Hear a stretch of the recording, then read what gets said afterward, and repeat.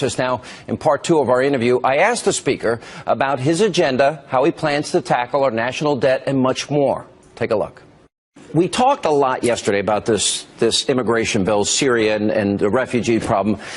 You're now the new Speaker of the House. I don't know why you took the job. I think your first instincts probably were right, Mr. Speaker. Don't take the job. I don't think I'd ever want your job.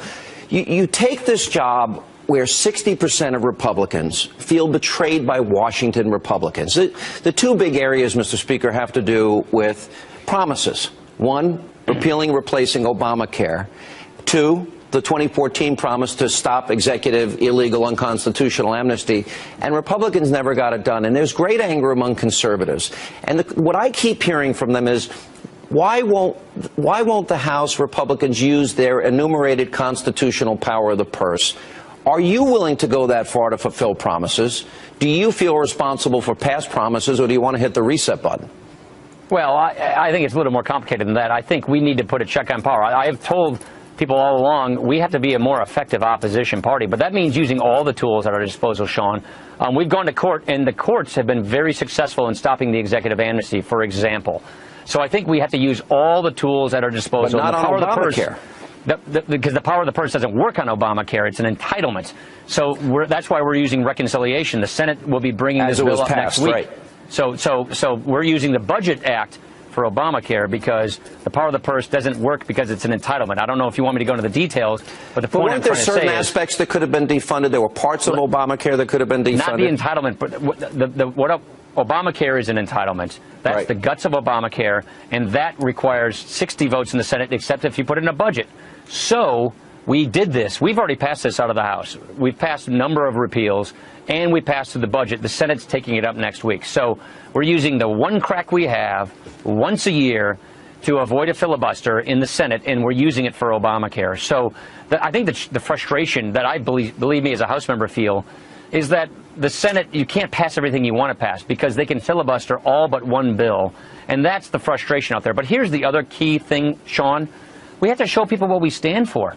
We have to show people we don't like the track we're on in this country. We think the president is taking the country in the direct wrong direction, in the exact wrong direction. So we need to show people who we are and what we believe in. What would we replace Obamacare with? What's a new tax system look like? What does a limited government look like? How do we recover the separation of powers? How do we rebuild our military? How do we have a foreign policy that keeps America safe, that advances our interests? We can't run on vague platitudes. We have to have a specific, coherent agenda, and then let the people in this country choose which path they want to take. And I think after 8 years of Obama, they're not going to have 4 more years of a progressive president. And so one of the conditions on which I took the speakership is I will do this if we put an agenda out there, if we go on offense, on ideas, and if we give the people of this country the election they deserve, we'll just let them decide what kind of country they want to have, what kind of future they want to have. Are we going to tackle the debt? Are we going to take on these issues? And that is what we're going to do in 2016. And so, yes, I have commitments. I mean, we have issues that are being dealt with at the end of the year here. But what I'm most looking forward to is going on offense in 2016 and bringing a coherent, productive, exciting, inspiring, conservative agenda to the country. You know, it's interesting you say all this because I've been suggesting this now since 2013. In 2014, I laid out what I called the Conservative Solution Caucus, and that would be balancing a budget, explaining to people how to do it. There might be differences, but we can get there. Controlling our borders, choice in education, energy independence, and, of course, a strong national defense. How do you do that? For example, I like the way Newt Gingrich did it. I was there in Georgia. I watched him become Speaker of the House, first time Republicans took power in 40 years. And every interview, he'd pull out of his pocket 10 items. Elect us. We'll do this in 100 days. I think that's the model. I don't know what we'll call it exactly. This is going to be a bottom-up organic process. I'm also not going to have a top-down speakership. I want the members of Congress to have an equal say-so and to be part of an effort of a movement here. And I think Newt created a good model.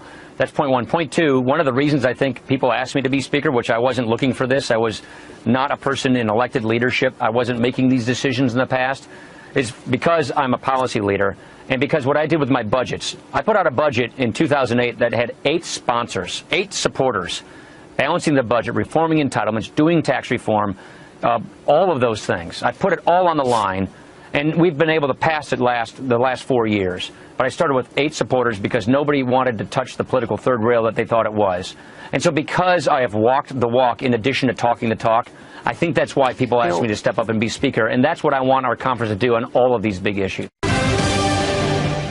And welcome to Hannity Tonight. ISIS is right here on American soil. The House Homeland Security Chairman says there are now 1,000 investigations into the terror group spread out across all 50 states. And today, ISIS allegedly released a brand new video showing jihadists promising more attacks in France and vowing to blow up the White House.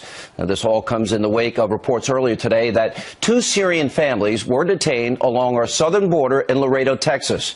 Now, U.S. authorities are saying that there are no known terror ties, but it shows just how easy it would be for terrorists to enter into the homeland.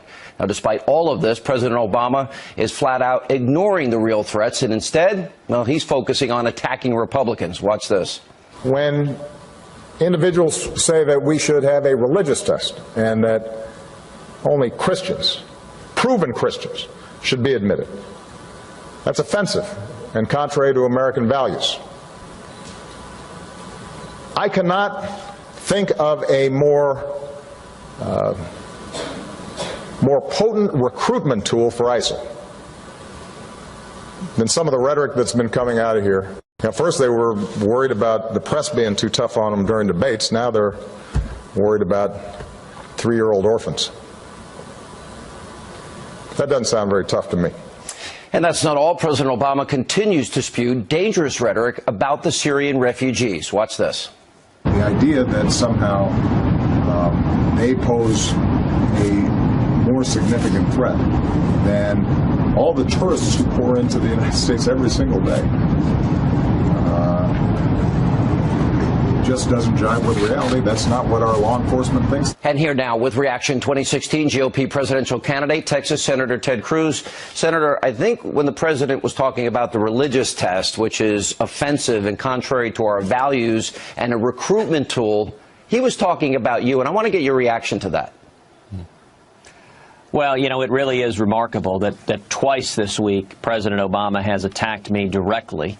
And both times he's done so from foreign soil. First in Turkey, where he called me un-American, and then in Manila, where he said I was offensive. And apparently what he deems offensive is what you and I and millions of Americans have been saying, which is that the Obama-Clinton plan to bring in tens of thousands of Syrian Muslim refugees to America is utter lunacy. At a time when ISIS has declared war, at a time when radical Islamic terrorists want to murder as many Americans as possible, at a time when the Obama administration admits it can't vet these refugees. The head of the FBI said they lack the information to be able to ascertain whether these refugees are in fact ISIS terrorists. It is the essence of reasonableness and common sense to say we shouldn't be bringing in tens of thousands of refugees who may include ISIS terrorists. And yet Obama, instead of defending this nation, just attacks you and me and every American who wants to keep this nation safe. You know, he just said that this is no dangerous than any tourist coming to America. Now, I'm going to play for you Obama's top envoy in the coalition to defeat ISIS. That's General John Allen. And I'll play for you the FBI director, James Comey, and the assistant director, Steinbeck, and the National Intelligence Director, James Clapper. They're all saying that ISIS will very likely infiltrate the refugee community, which, by the way, is exactly what they did in France. And he says, no different than a tourist. I want to play it for you and our audience so they know what our intelligence officers are saying about this. Right. Would that bring in Syrian refugees pose a greater risk to Americans? I mean, it's clearly a population of concern. The concern is in Syria, the lack of our footprint on the ground in Syria, that the databases won't have the information we need. So it's not that we have a lack of process, it's there's a lack of information. And that obviously raises grave concern as to being able to do proper background checks of the individuals coming into the country.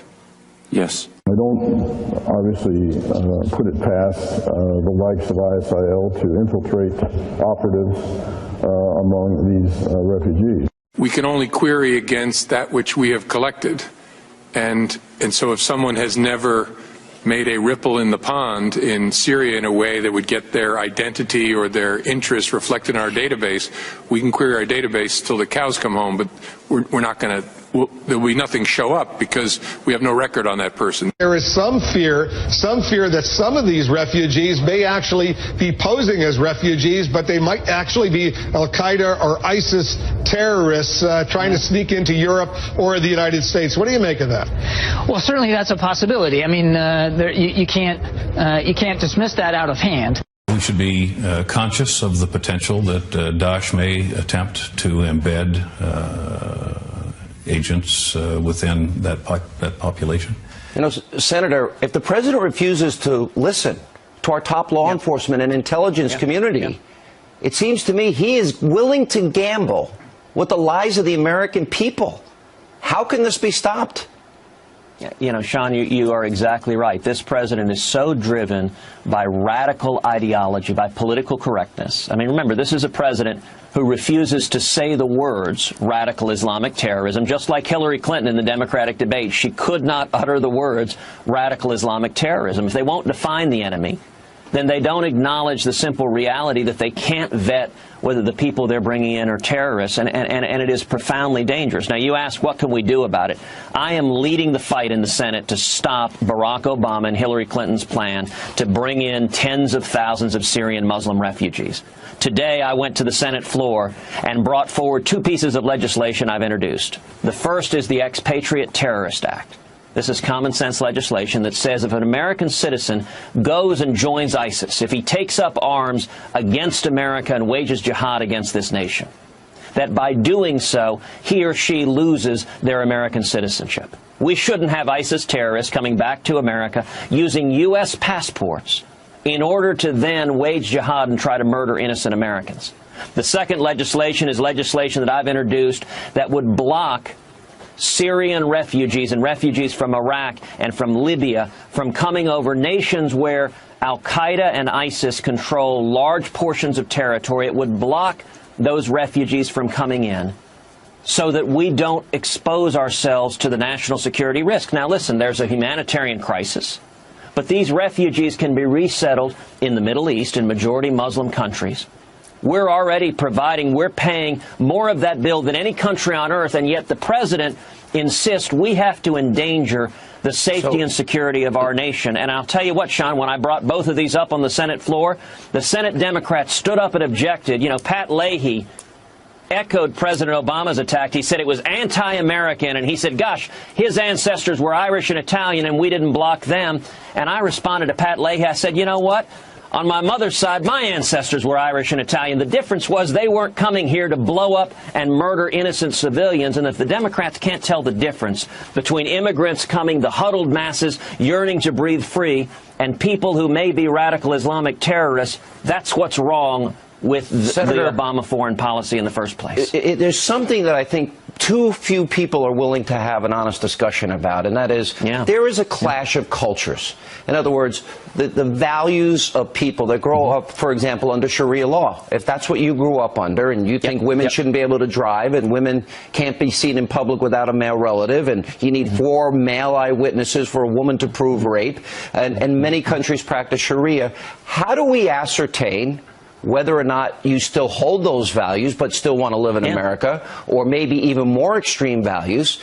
There's no vetting process that I can think of that will ascertain what is in the human heart, especially because terrorists, aren't they trained to lie to people that would interview them if we're vetting them? They are, and indeed there is a religious philosophy in Islamism that encourages them to lie to carry out jihad. And you know, if you look at Islamism, it is a theocratic and political ideology that says that they are compelled to use violence and force to murder anyone that doesn't share their radical faith or to forcibly convert them. And it is a cancer, and we will not defeat radical Islamic terrorism unless and until we have a commander-in-chief willing to say those words. In light of the refugees, Senator, that committed these atrocities, these terror attacks in France, the Democrats seem like they're willing to gamble with the lives of Americans. Now, let's assume that one of the refugees, you know, one of these ISIS members infiltrates the refugee population, and they do commit acts of terror. Who will have blood on their hands? Well, listen, we know they did that in Europe. We know that at least one of the terrorists who committed these horrible attacks in Paris came in with the refugees, and President Obama and Hillary Clinton and the Democrats are willing to allow those same refugees to come to our shores, and apparently they're willing to just roll the dice and take the risk that hundreds or, God forbid, thousands of Americans will be murdered by jihadists. And, you know, one of the things that's striking, Sean, you know what seemed to make President Obama the angriest? Is that I drew a distinction.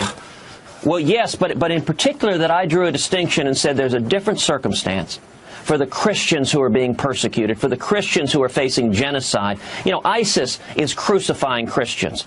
They are beheading Christians. Well, he said we're no longer a Christian nation, Senator, at one point, and he said terrible deeds in the name of Christ. I want to play for you and he seems angrier by those of us who want to provide safe haven for the Christians being persecuted than he is at the attacks from ISIS. Why is it that this president is so opposed to standing up? Do you know of the current Syrian refugees, only 3% of them are Christians? Why is the president unwilling to defend the 2,184 Syrians that have already come in, only 3% are Christian, 96% are Muslim? Yeah. Is this more pervasive radical Islam? And I only have 20 seconds here. I want to play a little bit of the soccer game in the moment of silence in Istanbul.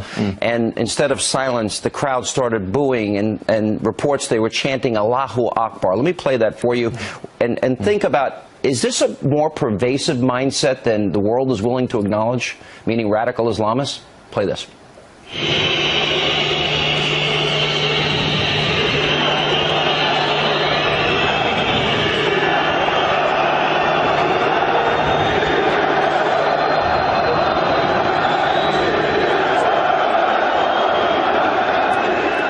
That was supposed to be a moment of silence, Senator.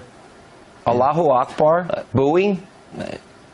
Look, it is heartbreaking, it's dangerous, and as a consequence of the abject failures of the Obama-Clinton foreign policy, the Islamists are winning in many parts of the world. The Obama-Clinton foreign policy toppled Libya and radical